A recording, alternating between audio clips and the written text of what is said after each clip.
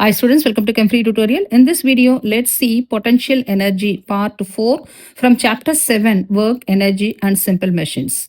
Next 7.42 potential energy அப்படின்னா என்னன்றதை பத்தி பார்க்க போறோம். பொட்டன்ஷியல் எனர்ஜி அப்படின்னா நிலையா இருக்கக்கூடிய ஒரு எனர்ஜி, அதுதான் என்னன்னு சொல்லணும்.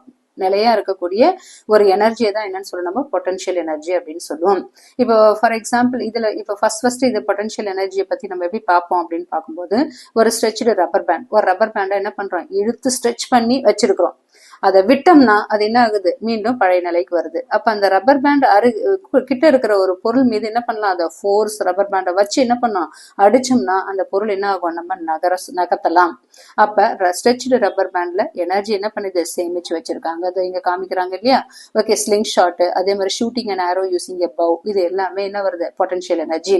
இன் chapter 6 how forces affect motion, you performed an activity 6.1 when you could, that is you could move a stack of coins by releasing the stretched rubber band with which it's contact. Have you ever played with the slingshot? That is have you ever placed the slingshot? Slingshot na for example hunters use பண்ணுவாங்க. அந்த birds இது அடிக்கிறதுக்காக என்ன பண்ணுவாங்க, இந்த மாதிரி அந்த அம்பு வச்சு, இந்த வில்குண்டு அப்படின்னு சொல்லுவாங்க, அந்த வில்லு வச்சு என்ன பண்ணுவாங்க, அடிப்பாங்க. ஒரு கல்லு வச்சு எரியும் போது என்ன ஆகும், அந்த பேர்டு கீழே விழுந்துரும். அப்ப இதுதான் என்னன்னு சொல்லலாம், ஸ்லிங் ஷாட் அப்படின்னு சொல்லுவோம். Have you ever played with the slingshot? In this case, when you release the stretched elastic band, the object in contact with the shots in the forward direction. You might have also watched in archery, இது இருக்கு இல்லையா, archery, அம்பு எறிதல், இதுதான் வந்து archery. The archer pulls the string and a bow, bending in arms in the process. When released it, the boy comes back along with the string in its original position and the arrow flies off the bow. அதாவது அந்த sling ஷாட்ல இருந்து rubber பேண்டை இழுக்கும் போது rubber band அது stretch ஆகுது. அதை release பண்ணும்போது அதுகிட்ட இருக்கிற எனர்ஜி என்னவா மாறுது, கைனெட்டிக் எனர்ஜியா மாறி அந்த ரப்பர் பேண்டு கல்ல என்ன ஆகுது, முன்னோக்கி வேகமா அனுப்புது. அதே மாதிரி பவ் அண்ட் ஏரோ இருக்கு இல்லையா, பவ் அண்ட் ஏரோவும் அதே தான். ஓகே, அதாவது வந்து இந்த ஆர்ச்சர் பவுல இருக்கிற ஸ்ட்ரிங்கை இழுக்கிறாரு, பவ் என்ன ஆகுது, வளையுது. அப்ப அந்த இலையில அந்த நிலையில பவுல என்ன இருக்கு, எனர்ஜி சேமிக்குது. அப்ப ஸ்ட்ரிங்கை விடும்போது பவ் என்ன பண்ணுது, பழைய டைரக்ஷனுக்கு அது போகுது. அப்ப எனர்ஜியாக அது மாறுது. அப்ப ஏரோ என்ன ஆகுது, வேகமா முன்னோக்கி போகுது. அப்ப எனர்ஜி ஸ்டோர்ல இருக்கிற பவுல இருக்கக்கூடிய, அதாவது பவுனா வில்லு, ஆரோ அப்படின்னா அம்பு அப்படின்னு சொல்லுவோம். ஓகே, அம்புக்குறி அப்படின்னு சொல்றோம் இல்லையா, அதுதான் ஆரோ. அப்ப அந்த பவுல இருக்கக்கூடிய எனர்ஜி என்ன இருக்குது, ஆரோல இருக்கக்கூடிய கைனெட்டிக் எனர்ஜியா மாறுது. அப்ப இந்த உதாரணங்களோட முக்கியமான கான்செப்ட் என்ன அப்படின்னு பார்க்கும்போது, மேல இருக்கிற எக்ஸாம்பிள்ஸ் இருக்கக்கூடிய முக்கியமான கான்செப்ட் என்னன்னா, ரப்பர் பேண்ட் அல்லது பவுவை ஸ்ட்ரெச் பண்ணும்போது என்ன பண்றோம், நம்ம ஒர்க் பண்றோம். அப்ப அந்த ஒர்க் என்ன மாறுது, எனர்ஜியா மாறுது. அது மறுபடியும் நம்ம ரிலீஸ் செஞ்சோம்னா அந்த எனர்ஜி மற்றொரு பொருளுக்கு மாறி அது என்னவா மாறுது, கைனெட்டிக் எனர்ஜியா மாறுது. இதுதான் இதுல முக்கியமா. அப்ப work done on the rubber band or bow, என்ன அது எனர்ஜி ஸ்டோர், அதுக்கப்புறம் என்ன அது ரிலீஸ் ஆகுது, மறுபடியும் ஆப்ஜெக்ட் மூவ் ஆகுது, கைனெட்டிக் எனர்ஜி வேலையா பண்ணுது. இதுதான் முக்கியமா இந்த ரெண்டு விதமான potential energy concept. In these example you notice when stretched band or a bent how it's released, it applies a force on object contact when it this sets an object in motion giving kinetic energy. At the same time the stretched band or bent bow come back to its original shape. The stack of coins, already நம்ம பார்க்கோம் இல்லையா, ஒரு coins அடுக்கி வச்சு ஒரு rubber பேண்டை இழுத்து விட்டோம்னா என்ன ஆகும், அது வந்து கொஞ்சம் மூவ் ஆகிறத நம்ம பார்க்கிறோம். The stack of coins, ball and the arrow thus gain kinetic energy and did not originally possess. So the energy must have come in contact with the stretched rubber band, the bent bow, which have the capacity to do work due to their shape. The work done by the force which was applied to cause these deformations was stored in the band or the bow. இதுதான் முக்கியமா கொடுத்திருக்காங்க. முக்கியமா சொல்லும் போது work done on rubber band or bow என்ன ஆகுது, energy store ஆகுது, மறுபடியும் என்ன ஆகுது, எனர்ஜி ரிலீஸ் ஆகுது, ஆப்ஜெக்ட் மூவ் ஆகுது, கைனெட்டிக் எனர்ஜியா மாறுதுதான் இந்த ரெண்டு எக்ஸாம்பிள்ஸ் சொல்லுது. அப்ப முக்கியமா ரெண்டுத்துக்கும் உள்ள டிஃபரன்ஸ் என்ன அப்படின்னு பார்க்கும்போது, கைனெட்டிக் எனர்ஜிக்கும் பொட்டன்ஷியல் எனர்ஜிக்கும் உள்ள ரப்பர் பேண்ட், அதாவது ரெண்டுத்துக்குள்ள டிஃபரன்ஸ் அப்படின்னு பார்க்கும்போது, கைனெட்டிக் எனர்ஜின்றது மோஷன் காரணமா மூவ்மெண்ட், அதுதான் கைனெட்டிக் எனர்ஜி. பொட்டன்ஷியல் அப்படின்னு சொல்லும் போது பொசிஷன் காரணமா, ஓகே, பொசிஷன் காரணமா சேமிக்கக்கூடிய எனர்ஜி, அது மோஷன் காரணமா இருக்கக்கூடிய எனர்ஜி. எக்ஸாம்பிள் இது என்னன்னு சொல்றோம், மூவிங் கார், கைனெட்டிக் எனர்ஜி சொல்லலாம். இதே பொட்டன்ஷியல் எனர்ஜி என்னன்னா உயரத்துல இருக்கக்கூடிய ஒரு பொருள். அதே மாதிரி இங்க கைனெட்டிக் எனர்ஜினா ரோல் ஆயிட்டு இருக்கிற ஒரு பால். இது என்னன்னு சொல்லலாம், ஸ்ட்ரெச்டு ரப்பர் பேண்ட் அப்படின்னு சொல்லலாம். கைனெட்டிக் எனர்ஜில ஓடுற பர்சன் சொல்லலாம். பொட்டன்ஷியல் எனர்ஜி வளைஞ்சு இருக்கிற பவ் சொல்லலாம். அப்ப வளைஞ்ச பவ் பொட்டன்ஷியல் எனர்ஜி. அதே மாதிரி ஆரோ விட்டோம்னா அது என்னவா மாறுது, கைனெட்டிக் எனர்ஜியா மாறுது. When you apply a force or a stretch or compress a spring, you do work on the spring to change it deforms its shape. In turn, the spring stores energy or gain capacity to do work while it is deformed state. அதாவது இங்க என்னன்னா ஒரு ஸ்ப்ரிங்கை இழுக்கிறோம், okay, stretch பண்றோம் அல்லது compress பண்ணும்போது அதன் மீது என்ன ஆகுது, ஒரு ஃபோர்ஸ் அப்ளை ஆகி அது வேலை செய்யுது. இதனால ஸ்ப்ரிங்கோட வடிவம் என்ன மாறுதுன்னா மாறுது. அப்ப ஸ்ப்ரிங்கை அழுத்தினா கம்ப்ரஸ் ஆகுது, ஸ்ப்ரிங்கை இழுத்தா அது என்ன ஆகுது, ஸ்ட்ரெச் ஆகுது. In turn, the spring stores energy or gain capacity to do work while it is a deformed state. அதாவது ஸ்ப்ரிங்கோட வடிவம் மாறும் போது அதோட எனர்ஜி என்ன ஆகுது, ஸ்டோர் ஆகுது. அப்ப அந்த எனர்ஜி பயன்படுத்தி தான் என்ன பண்ண முடியும், நம்மளால ஒர்க் பண்ண முடியும். அப்ப இதுக்கு பேர் தான் பொட்டன்ஷியல் எனர்ஜி அப்படின்னு சொல்றோம். While held in this state, the energy of the spring is due to configuration or shape. When the spring is released, it come back to its original shape. In the process, the spring transfer its stored energy to the kinetic energy of an object. அப்ப ஸ்ப்ரிங்கை விட்டோம்னா அது என்ன ஆகுது, மறுபடியும் தன்னோட original ஷேப்புக்கு வர்றதை நம்ம பாக்குறோம். அப்ப ஸ்ப்ரிங்ல இருக்கக்கூடிய எனர்ஜி அது கூட இருக்கக்கூடிய ஒரு பொருளுக்கு என்ன வருது, அது டிரான்ஸ்பர் பண்ணுது. அதால அந்த பொருள் என்ன ஆகுது, நகர்ந்து அது கைனடிக் எனர்ஜியா மாறுது. இதுதான் எனர்ஜி கன்வர்ஷன் அப்படின்னு சொல்றோம். அப்ப potential energy of the spring இன்னும் மாறுது. அந்த பொட்டன்ஷியல் எனர்ஜி, ஸ்ப்ரிங்ல இருக்கக்கூடிய பொட்டன்ஷியல் எனர்ஜி அந்த பொருள்ல கைனடிக் எனர்ஜியா இருக்கக்கூடிய ஒரு ஆப்ஜெக்ட் மேல விழுந்து வேலை செய்யுது. இதுதான் எனர்ஜி கன்வர்ஷன் அப்படின்னு சொல்றோம். ரெடி டு கோ பியாண்ட் அப்படின்ற டாபிக்ல இங்க இருக்கு இல்லையா, ஜஸ்ட் இங்க இருக்குது, ஜஸ்ட் இதை அப்ளை பண்ற ஃபோர்ஸ் அப்ளை பண்ணும்போது என்ன ஆகுது, மறுபடியும் பட்டுட்டு மறுபடியும் இப்படி திரும்பி வர்றதை பாக்குறோம். சோ ஸ்ப்ரிங்கு ஒரிஜினல் ஷேப்ல இருக்கு. நெக்ஸ்ட் கம்ப்ரஸ்டு ஸ்டேஜ் அழுத்துறோம், என்ன ஆகுது, இது இருக்கு இல்லையா, இதுதான் ஸ்ப்ரிங். இது ஸ்ப்ரிங், ஒரு ஆப்ஜெக்ட வச்சிருக்கோம். இது ஃபர்ஸ்ட் ஒரு ஒரிஜினல் ஷேப்ல இருக்கு. இந்த பாலை வச்சு அழுத்துறோம். அப்ப இது என்ன ஆகுது, கம்ப்ரஸ் ஆகுது. அதுக்கப்புறம் விடுறோம், என்ன ஆகுது, மறுபடியும் ஒரிஜினல் ஷேப்புக்கு வருது, moving back to its original shape. அப்ப potential energy of the spring இன்னும் மாறுது, கைனடிக் எனர்ஜி ஆஃப் அன் ஆப்ஜெக்ட பட்டு என்ன இது, இதுல பட்டு சேஞ்ச் பண்ணிட்டு மறுபடியும் ஒரிஜினல் பொசிஷனுக்கே வந்துருது. இதுதான் energy conversion. Ready to go beyond அப்படின்ற டாபிக்னா, you need to apply an external force to overcome the external forces in the spring and deform it. Once you remove this external force, the internal force undo the deformation, and in the process it can carry out work. Thus internal force allow energy to be stored in a deformed object. அதாவது ஸ்ப்ரிங்கோட வடிவத்தை நம்ம மாத்தணும்னா, okay, அப்ப நம்ம என்ன பண்றோம், அதுக்கு உள்ள இருக்கக்கூடிய ஃபோர்ஸை நம்ம தூண்டுறோம். அப்ப ஃபோர்ஸ் தூண்டினா என்ன பண்ணணும், நம்ம ஒரு எக்ஸ்டர்னல் ஃபோர்ஸ் அப்ளை பண்றோம். இப்போ ஒரு ஸ்ப்ரிங் இருக்கு, அந்த ஸ்ப்ரிங்கோட இது மாத்தணும், ஷேப்பை மாத்தணும்னா நம்ம என்ன பண்றோம், வெளியில இருந்து ஒரு ஃபோர்ஸை அப்ளை பண்றோம். அப்ப நம்ம ஃபோர்ஸ் அப்ளை பண்ணும்போது, ஓகே, நம்ம எக்ஸ்டர்னல் ஃபோர்ஸ் எடுத்துட்டோம்னா ஸ்ப்ரிங் என்ன பண்ணுது, மறுபடியும் அதோட ஒரிஜினல் பொசிஷனுக்கே வந்தது. இப்போ ரப்பர் பேண்ட் ஒரு ஸ்ட்ரெச் பண்றோம், எக்ஸ்டர்னல் ஃபோர்ஸ் நம்ம அப்ளை பண்ணி ஸ்ட்ரெச் பண்றோம், நம்ம விட்டுட்டோம்னா என்ன ஆயிடுது, மறுபடியும் அதோட ஒரிஜினல் பொசிஷனுக்கு வந்துடுது. அப்ப அதோட செயல்பாட்டுல தான் என்ன ஆகுது, ஸ்ப்ரிங் வேலை செய்யும். ஆனா அதோட எனர்ஜி ஸ்ப்ரிங்ல என்ன இருக்கு, அதுக்குள்ள ஏதாவது எனர்ஜி ஸ்டோர்டா அதுல சேர்த்து வச்சிருக்காங்க அப்படின்னு கொடுத்துருக்காங்க. Next, energy can be stored not only by deforming. டிஃபார்மிங்ன்றது என்ன ஆகுது, ஒரிஜினல் ஷேப்ல இருந்து மாறுது இல்லையா, அதோட ஷேப், அதுதான் டிஃபார்மிங் அப்படின்னு சொல்றோம். அப்ப ஒரு சிஸ்டம் ஒரு பொருட்கள்ல ரிலேட்டிவ் பொசிஷன் அல்ல அரேஞ்ச்மெண்ட் மாற்றினா கூட எனர்ஜி என்ன ஆகும், ஸ்டோர் ஆகும். ஒரு ஆப்ஜெக்ட அதோட ஷேப்பையே மாத்தடா கூட அதுக்குள்ள என்ன இருக்கு, எனர்ஜி ஸ்டோர் ஆயிருக்கு அப்படின்றத சொல்லலாம். Energy can B stored not only in deforming an object but also by changing arrangement of an object in a system. You have learned like the poles of a magnet repel each other. Already நமக்கே தெரியும், மேக்னெட்ல ரெண்டு இது இருக்கு. ஒன்னு அதாவது like poles, unlike போல்ஸ்ன்னு சொல்றோம். ரெண்டு, அதாவது நார்த் சேர்ந்ததுன்னா அது என்னன்னு சொல்லுவோம், லைக் போல்ஸ். நார்த்தும் சவுத்தும் ரெண்டு டைரக்ஷன் இருக்கு, ஒன்னு நார்த், இன்னொன்னு சவுத். நார்த்தும் சேரும் போது ஒரே டைரக்ஷன்ல ரிப்பல் ஆகும்.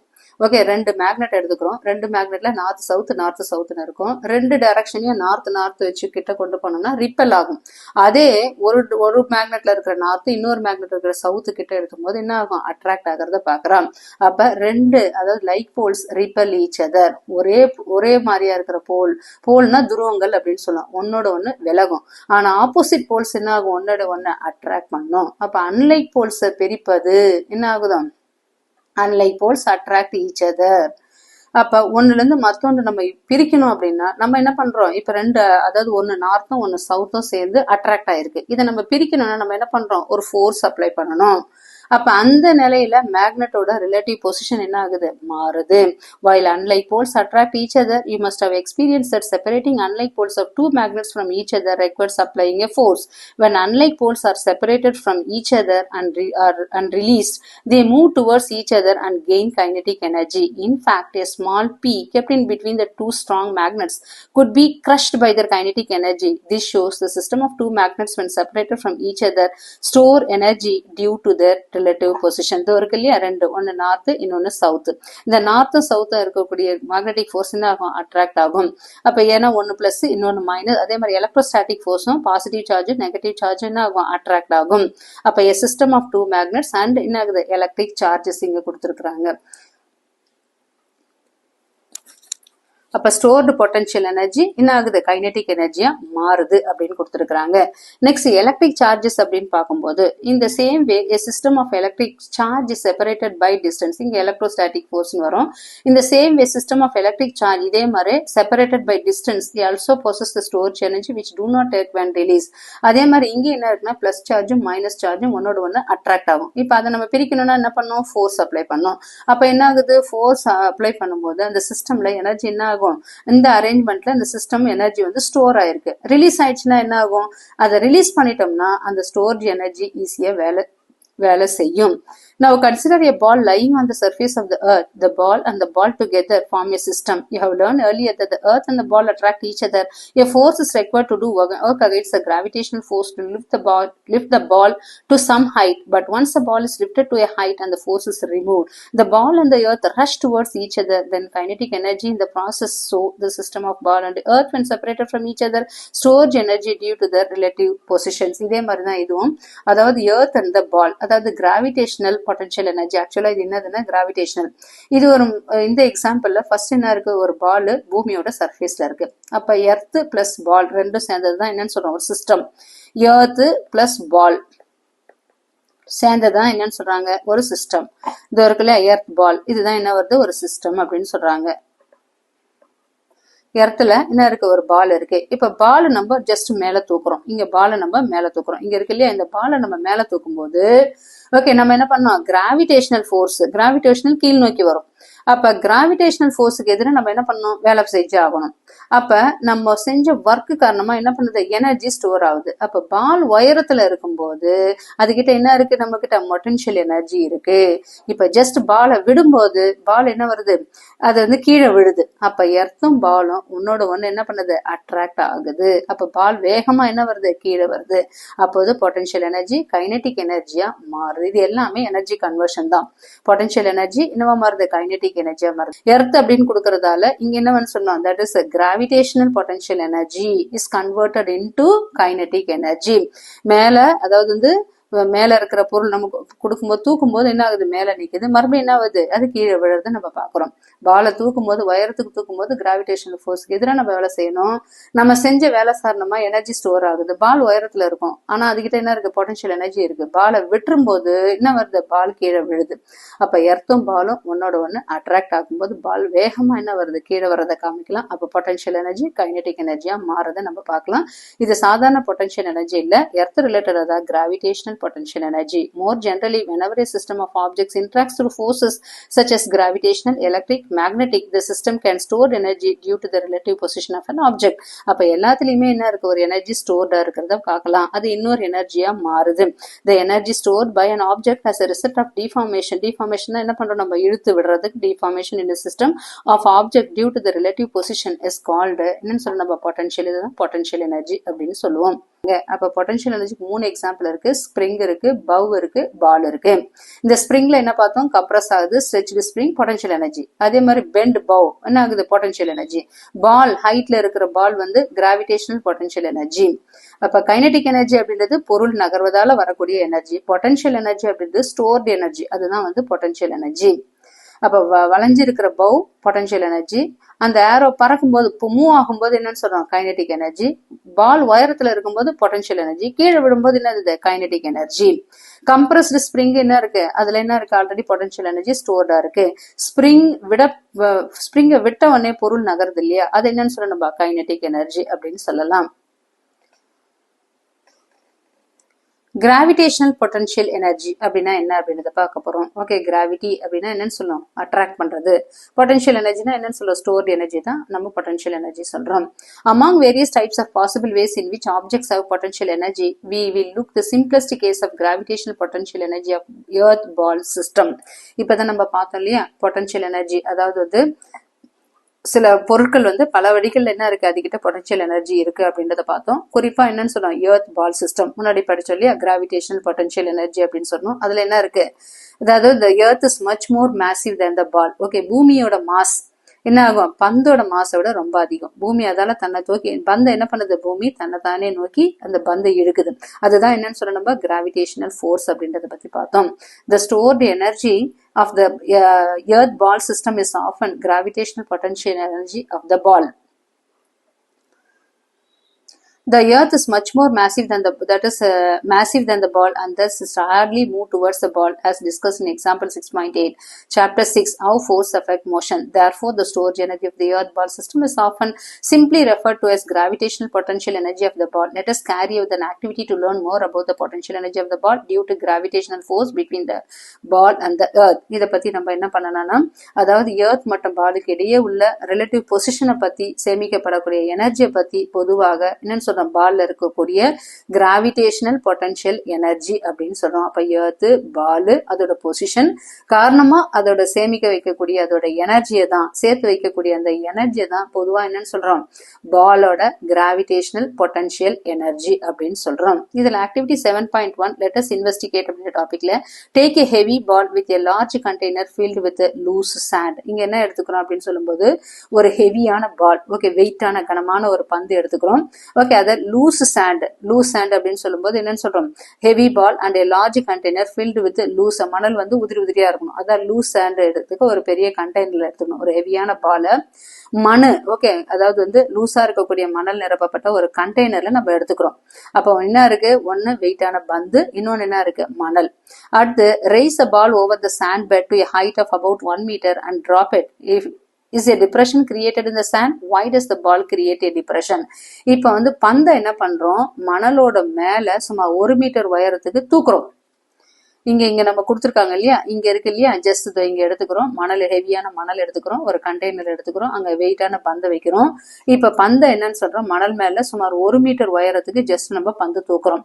அப்ப பந்தோட மணல்ல விழும்போது அந்த இடத்துல என்ன ஆகுது, தூக்கி விடும்போது அந்த இடத்துல ஹெவியான பால்ன்றதால ஜஸ்ட் அதை தூக்கி, பந்து மணல்ல விழும்போது பந்தை வந்து ஜஸ்ட் ஒரு மேல தூக்கி கீழே விடுறோம். அப்ப என்ன ஆகுது, அது வந்து வெயிட்டான பால்ன்றதால இந்த மணல்ல விடும்போது அந்த இடத்துல என்ன இருக்கு, ஒரு பள்ளம் உருவாகிறத பாக்குறோம், ஒரு டிப்ரெஷன் உருவாகுது, குழியில பள்ளம் உருவாகும். அப்ப why does the ball create, ஏன் இந்த பால் வந்து ஒரு அந்த இடத்துல வந்து ஒரு குழியை உருப்படுது, மேல தூக்கி டக்குன்னு போட்டோம்னா என்ன ஆயிடுது, இந்த இடத்துல ஒரு குழி, ஏன்னா கனமான பந்து இருக்கு இல்லையா, இது லூஸான சாயில், அப்ப அந்த இடத்துல வந்து விழும்போது அந்த இடத்துல என்ன ஆகுது, ஒரு பள்ளம். ஏன் இந்த பந்து வந்து ஒரு பள்ளத்தை கிரியேட் பண்ணுது, அப்ப பந்து உயரத்துல இருந்து கீழே விழும்போது என்ன ஆகுது, கிராவிடேஷனல் பொட்டன்ஷியல் எனர்ஜி என்ன மாறுது, கைனடிக் எனர்ஜியா மாறுது. அப்ப அதிக வேகத்தோட மணல்ல பந்து வந்து விழறதால மணல்ல என்ன ஆகுது, குழி உருவாகுது. நான் raise the ball into the height of 2 meter, 2 metre height. இப்ப 2 மீட்டர் ஹைட்டுக்கு நம்ம போட்டு டக்குன்னு கீழே வர்றோம், slightly different position over the sand bed. அடுத்து கொஞ்சம் தூரம் போயிட்டு 2 மீட்டர் ஹைட்டுக்கு, இது 1 மீட்டர் ஹைட்ல தூக்கி போடுறோம். அடுத்து 2 மீட்டர் ஹைட்டுக்கு இந்த பந்து, இப்ப மேல இருக்க பந்து 2 மீட்டர் ஹைட்டுக்கு தூக்கி கீழே போடும்போது, okay, that the depressions do not overlap. Repeat this step once more. Compare the depth of the depression. Is there any difference? In which case the depression deepest and in which case is lower? அப்ப first 1 metre உயரத்துல தூக்கி போடும்போது உருவாகக்கூடிய பள்ளம், இன்னொரு பால 2 metre ஹைட்டுக்கு தூக்கி போடும்போது உருவாகக்கூடிய பள்ளம், ரெண்டுத்தையும் கம்பேர் பண்ணுங்க. அதோட டெப்த், ஆழத்தை கம்பேர் பண்ணுங்க. இதுல ஏதாவது டிஃபரன்ஸ் இருக்கா, எதுல வந்து டீப்பா இருக்கு, இன்னொன்னு எதுல கம்மியா இருக்கு அப்படின்னு கேக்குறாங்க. இப்ப இதுல இருந்து நம்ம என்ன எடுத்துக்கிறோம், அப்ப 2 குழியோட ஆழத்தை நம்ம கம்பேர் பண்ணணும். 2 மீட்டர் உயரத்துல இருந்து வந்த பந்து என்னாச்சு, கொஞ்சம் ஆழமான குழியை உருவாக்கும். இது 2 மீட்டர்ல இருந்து உருவாக்கக்கூடிய பந்து என்ன வருது, ஆழமான குழியை உருவாக்குது, டெப்தா இருக்கும். அதே மாதிரி 1 மீட்டர் உயரத்துல வரும்போது என்ன ஆகும், கொஞ்சம் டெப்த் கம்மியா இருக்கும். அப்ப ஆழம் குறைந்த பகுதியை அந்த குழியை உருவாக்கும் 1 மீட்டர் உயரத்துல இருந்து. அப்ப அடுத்த கொஸ்டின் என்ன கேக்குறாங்கன்னா, Y You find the depression is deepest when the ball is dropped from the greatest height. Height அதிகமா இருக்கிற இடத்துல என்ன ஆகுது, டிப்ரெஷன் அதிகமா இருக்கிறத பாக்குறோம், குழி அதிகமா இருக்கிறத பார்க்கும். Raising a ball to a greater height from the surface of the earth requires more work. Thus the ball possesses more energy at greater height. When the ball is released from the greater height, this energy creates deeper depression. Thus the greater the height of the ball above the earth's surface, the greater its potential energy. அதாவது 2 metre உயரத்துல இருந்து விழுந்த பந்து ஏன் ஆழமான குழியை உருவாக்குது அப்படின்னு சொல்லும்போது, ஓகே, பந்தை என்ன பண்றோம், நம்ம பூமியில இருந்து ஒரு பர்டிகுலர் ஹைட்டுக்கு தூக்குவதுக்கு நம்ம என்ன பண்ணோம், அதிகமா வேலை செய்யணும், தூக்கி போடுறதுக்கு ஒரு ஒர்க் செய்யணும். அப்ப கிரேட்டர் ஹைட், மோர் ஒர்க், அதே மாதிரி மோர் பொட்டன்ஷியல் எனர்ஜி. பந்து விட்ட உடனே அது என்னது, அதோட பொட்டன்ஷியல் எனர்ஜி, அந்த பொட்டன்ஷியல் எனர்ஜி கைனடிக் எனர்ஜியா மாறுது. அதால அதிக உயரத்துல இருந்து விழக்கூடிய பந்து என்ன இருக்கு, கைனடிக் எனர்ஜி அதிகமா இருக்கக்கூடிய மணல் மீது மோதுறதால அந்த குழி என்ன இருக்கு, நல்லா குழி வந்து ஆழமான குழியா மாறுது. We can arrive at an expression for the potential energy of an object by using work energy theorem base பண்ணி தான். Consider the path of an object M lying on the ground.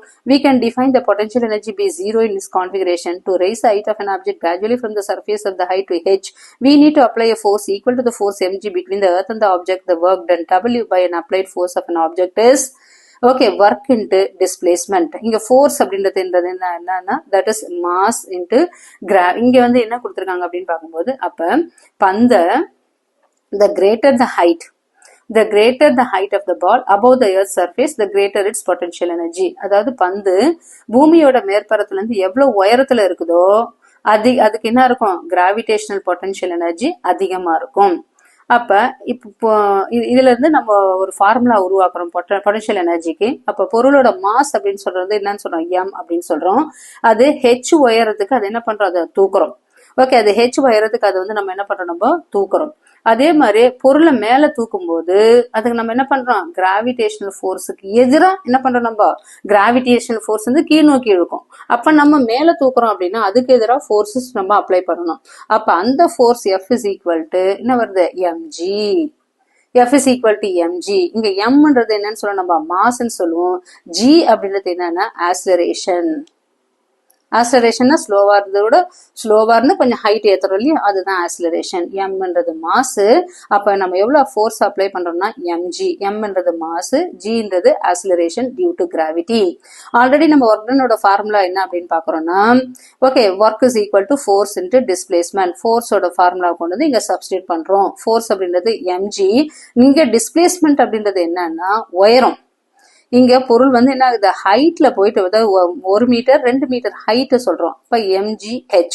அப்ப W is equal to என்னன்னு சொல்றோம் நம்ம, mgh. இதுதான் என்னது, potential எனர்ஜியோட work is equal to mgh. According to the work energy theorem, the work done on the object appears as change its potential energy.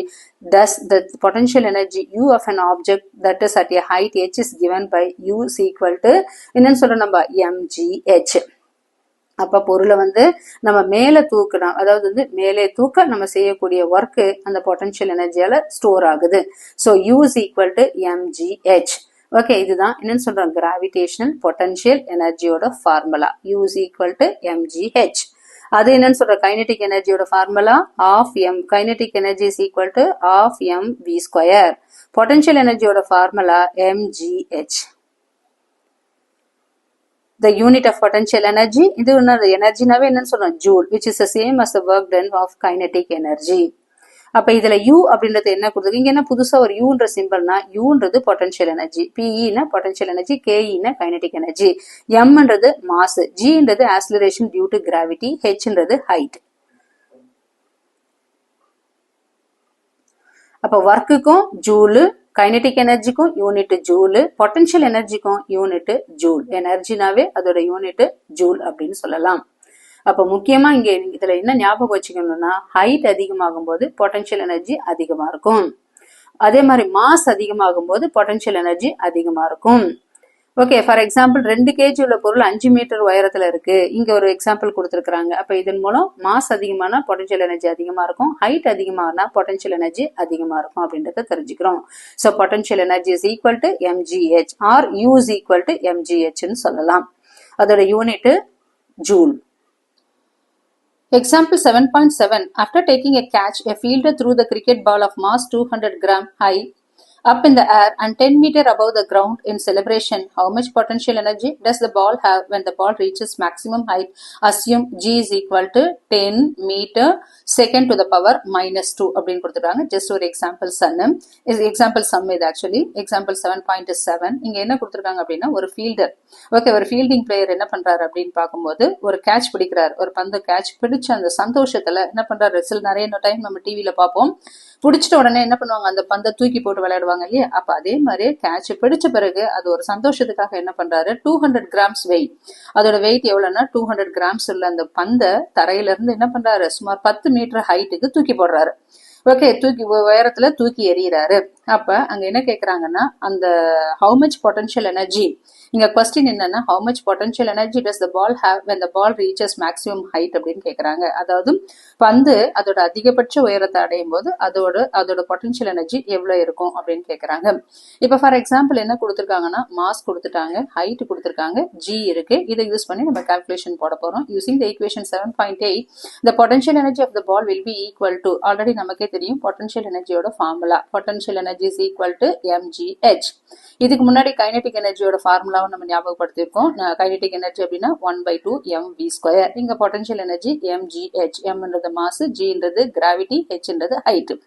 Using the potential energy of the ball will be equal to, இங்க formula கொடுத்துட்டாங்க, இதோட என்ன கொடுத்துருக்காங்க, gram கொடுத்துருக்காங்க. Gram என்ன பண்ணணும், கிலோகிராமா convert பண்ணும்போது 0.2 divided by 1000 gram is equal to 1 kg.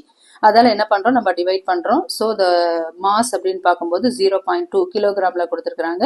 அதே மாதிரி இது 10 metre second to the power minus 2 இருக்கு. நெக்ஸ்ட் அதோட ஹைட் பார்க்கும்போது 10 மீட்டர். இப்ப மூணுத்தையும் மல்டிப்ளை பண்ணா நம்மளுக்கு கிடைக்கக்கூடியது 20 ஜூல்ஸ். ஓகே, நமக்கே தெரியும் எதோடது எனர்ஜி அப்படின்னாவே நம்ம எதுல மெஷர் பண்ணுவோம், ஜூல்ல மெஷர் பண்ணுவோம். ஸோ 20 G அப்படின்னு சொல்லலாம். நெக்ஸ்ட் பாஸ் அண்ட் பாண்டர், அதாவது ஒரு பந்த தரையிலிருந்து உயரமா தூக்கி வச்சிருக்கும் போது அது கீழே விழ வாய்ப்பு இருக்குதால அதோட கிராவிடேஷனல் பொட்டன்ஷியல் எனர்ஜி என்ன பண்றோம், அதுல சேர்த்து வச்சிருக்கோம். ஸோ உயரம் அதிகம், பொட்டன்ஷியல் எனர்ஜி என்னவா இருக்குதுல அதிகமா இருக்கு அப்படின்றத நம்ம தெரிஞ்சுக்கலாம். நெக்ஸ்ட் பாஸ் அண்ட் பாண்டர் அப்படின்ற டாபிக்ல does the potential energy of an object near the surface of the earth changes if it moves with the constant velocity in the horizontal direction? What if the object gradually raised in the vertical direction? அதாவது இங்க என்ன கேட்டிருக்காங்க அப்படின்னு பார்க்கும்போது பூமியோட பரப்புல, okay, பூமியோட just ஒரு சர்ஃபேஸ்ல இருக்க ஒரு பொருள் ஹரிசாண்டல் டைரக்ஷன்ல வேகமா நகர்ந்ததுன்னா அதோட பொட்டன்ஷியல் எனர்ஜி மாறுமா அப்படின்னு கேக்குறாங்க. இதுக்கோட ஆன்சர் என்னன்னா மாறாது. இதோட பொட்டன்ஷியல் எனர்ஜி என்ன ஆகாது, with does the potential energy of near the surface of the earth change? அப்ப என்ன ஆகும், அந்த potential energy does not change அப்படின்ற ஆன்சர் எழுதலாம். ஏன் அப்படின்னு கேக்குறாங்க. why அப்படின்னு பார்க்கும்போது what if the object is gradually raised in the vertical direction? Does the potential energy of an object near the surface of the earth changes if it moves with the constant velocity in the horizontal direction? அதோட answer வந்து no அப்படின்னு சொல்றான். ஏன் அப்படின்னா gravitational potential energy, அதாவது gravitational potential energy PE is equal to என்னன்னு சொல்றோம் நம்ம mgh. யூஸ்வலா பொட்டன்ஷியல் எனர்ஜி என்னன்னு சொல்றோம் mgh. அப்ப ஹரிசாண்டலா நகரும் போது, ஹரிசாண்டல்னா என்னன்னு சொல்றோம் கிடைமட்டமா, ஹரிசாண்டலா நகரும் போது அதுக்கு ஹைட் கிடையாது அதுக்கு. அப்ப ஹரிசாண்டலா நகரும் போது அதோட ஹைட் நம்மளுக்கு மாறாது. அப்ப பொட்டன்ஷியல் எனர்ஜியும் என்ன ஆகாது, மாறாது அப்படின்ற ஆன்சர் இதுக்கு நம்ம எழுதலாம். ஃபார் எக்ஸாம்பிள் ரியல் லைஃப் எக்ஸாம்பிள்ல சொல்லணும்னா ஒரு கார் வந்து என்ன பண்ணிடுது 40 கிலோமீட்டர் ஹவர்ல வேகமா போயிட்டே இருக்கு. அப்ப காரோட ஸ்பீடு மாறல, அப்ப சாலையோட ஹைட்டும் மாறல. அதனால கிராவிடேஷனல் பொட்டன்ஷியல் எனர்ஜியும் என்ன ஆகாது, மாறாது அப்படின்னு சொல்லலாம். ஹரிசாண்டல் மூமெண்ட்டுக்கு மட்டும் என்ன கிடையாது, பொட்டன்ஷியல் எனர்ஜில மாற்றம் இல்லை, சேஞ்ச் கிடையாது அப்படின்னு சொல்லலாம்.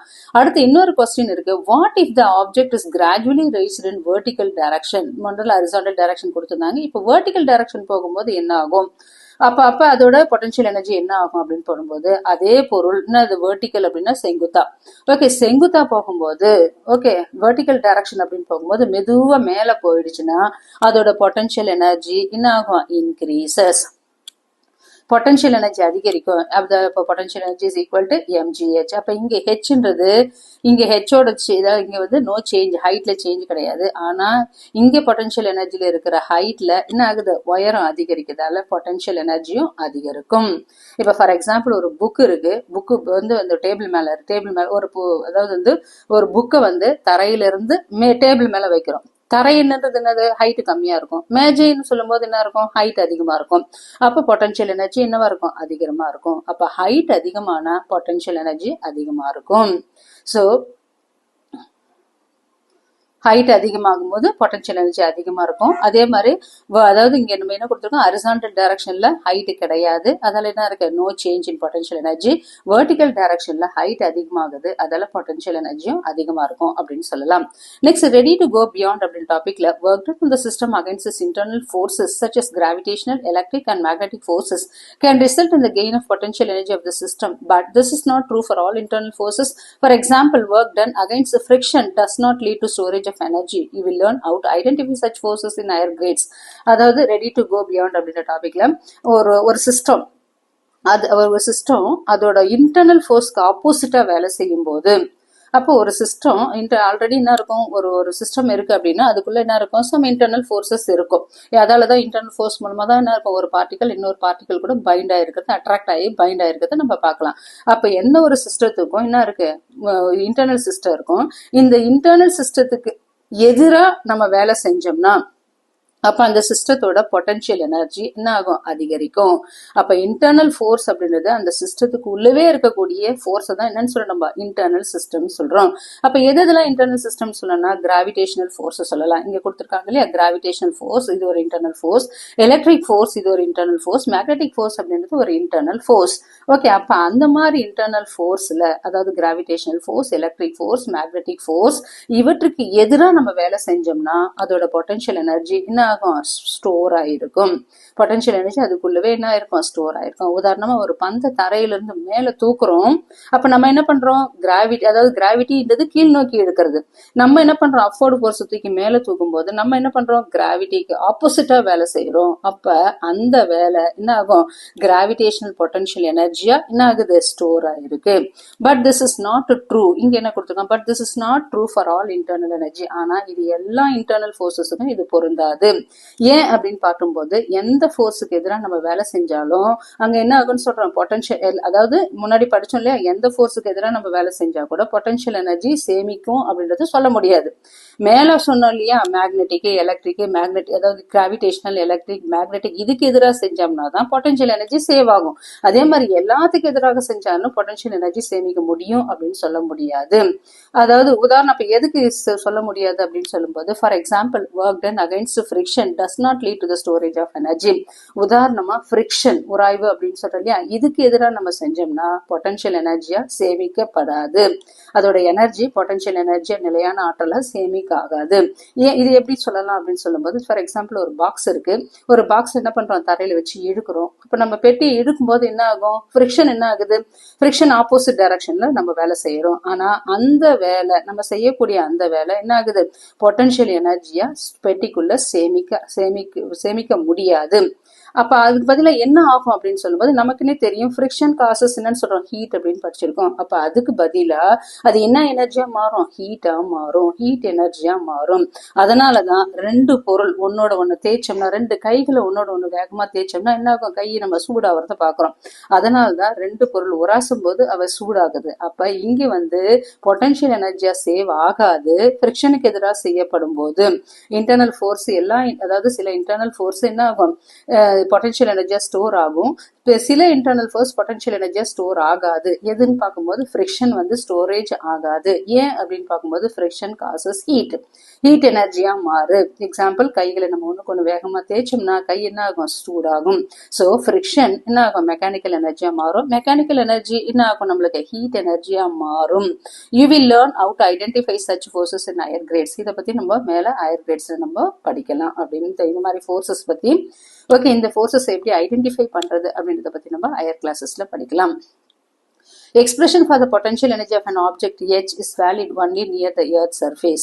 அதே மாதிரி இங்க என்ன கொடுத்துருக்காங்க, potential energy of an object, potential energyல இருக்கக்கூடிய ஹைட் எங்க இருக்கும், அதாவது எர்த் சர்ஃபேஸுக்கு அருகில் இருக்கும் போதுதான் என்ன ஆகும், இந்த H அப்படின்றது வேலிடா இருக்கும்.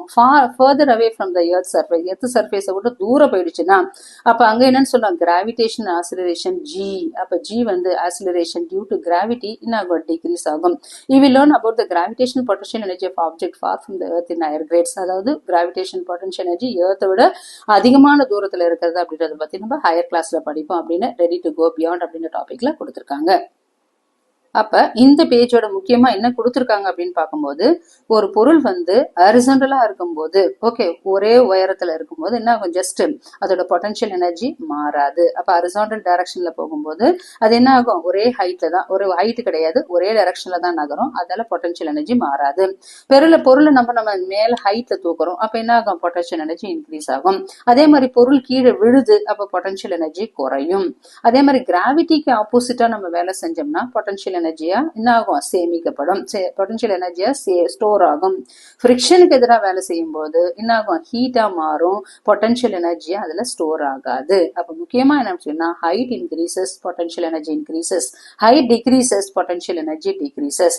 அதே மாதிரி horizontal movement at the same height வரும்போது பொட்டன்ஷியல் எனர்ஜி அன்சேஞ்ச்டு அப்படின்ற டாபிக் நம்ம இதன் மூலமா கத்துக்கிறோம்.